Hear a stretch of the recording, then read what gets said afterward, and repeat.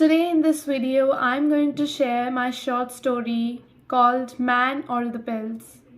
And if you want to know the answer of the question in the thumbnail, please skip the video to 5 minutes 18 seconds. From there, we'll discuss why only humans got this idea of suicide and not any other animals. Thank you. Man or the pills? I'll kill you if you speak another word, he bellowed. A thumping sound told me he had left through the window. So I called for Sheela and she opened the door. On urging her to leave him, she just balked me with silence. She had not been eating since days. All she did was sleep, soaked in sweat, trembling and whining. I started to rummage through her things on the nightstand, but to my chagrin, she grasped my hand. Her eyes had a wild yet calm way of warning me to stay out of it. I retrieved my hand with compunction. Just before I left, I stared into her eyes. Black, pitch black eyes. Next morning, the window and the door to her room were open. She was lying in the bed, sleeping peacefully. An empty bottle of pills laid appended on the nightstand beside a letter. Goodbye, it said. My eyes brimmed with tears and my knees seemed to shake. Since that day, a question haunted me. Was it the man or the pills? Here we explore stories that matter. Welcome aboard, readers. Fasten your seatbelts for the most amazing journey of your life. Journey through fiction and fantasy. Sadly, 8 lakh people die by suicide every year worldwide, and more than 1,60,000 of those people are Indians, which is almost like 25% of the total suicides. And it's very important to note that not only the successful suicides show about the disabled mental health worldwide, but also the multiple unsuccessful suicides, that is the suicide attempts which failed, show how much mental health needs attention right now worldwide. According to the Times of India, 10.4% to 11.3% is the increase in suicide rates in 2019. And in 2020, the suicide rates rose by 10%. And from 2020 to 2021, they rose by an amount of 7.1%. So considering the amount of deaths that this can mean, this is a huge increase in the suicides. The question I pose today is whether the deteriorating mental health can be a potential threat to the human society. So there is no research to prove that it can be, but I think personally that it can be, because it is as simple as this. You can ask me, why does it matter if someone chooses to die by themselves? I'll tell you why it matters. If we do not care when people kill themselves, then it simply means that we are not caring for each other.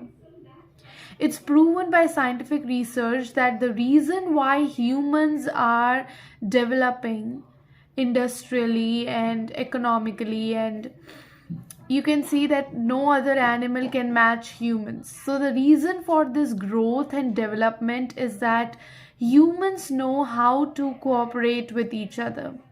And if we are not caring how one leads their lives, and we do not care whether one chooses to die or not, whether one is suffering or not, that means that we are not cooperating with one another, and that can be a big threat. It means that the entire system that we developed is not helping us to live. It's not helping us to develop our biological health. If it can't help us to lead a peaceful life, And if we do not care about people who are not able to lead peaceful life, then it means that this entire system is at fault somewhere.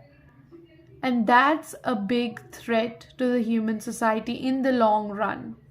So let's discuss the reason and the root cause of how this idea of suicide developed in minds of humans and why no other animal can process such a thing. This is a statement from Wikipedia. It has not been proven that non-human animals do or even can die by suicide. So let's discuss why only humans kill themselves and not any other animal. Only humans have life filled with passion, right? So it's simple. Why only humans have poetry? Why only humans have this storytelling, this fictional world, movies, cinemas? So why we are living in fictional worlds? Why not real life stories? The reason is our lives are filled with passion. We search love everywhere we go and we run by the idea of love. For us, life is more than food, shelter, and clothing. So that is the reason why only humans have developed this fear of living in oblivion, of living in solitude, and only they have decided that it's better to kill themselves and bear the pain of that one moment than to bear the pain of living singularly with no passion in life. So let's talk about therapy and the help being offered by the government for developing the mental health of people and to prevent suicide. So there are many prevention programs. We'll not get into the details of it, but 77% of the total suicides is from low and middle income countries. This just shows that how much money rules us. The therapeutic help that we need is very much expensive. I think that preventing suicide is not a government responsibility, but it is a social responsibility. Like if a person chooses to die, the entire part of society around him is responsible for his death. I would suggest don't become the reason of somebody's agony and misery. Don't do that. Just be the reason for someone's smile and be the reason for someone's joy, but do not ever become the reason for someone's tears and their pain. We need to learn to part from money and connect with people we love. That's pretty much all I want to say in this video, and that's pretty much everything I think about mental health, suicide, and who's responsible for a person's death by suicide. So see you in the next video. Bye bye. Like, share, comment, subscribe. You promised. I know you did. So subscribe.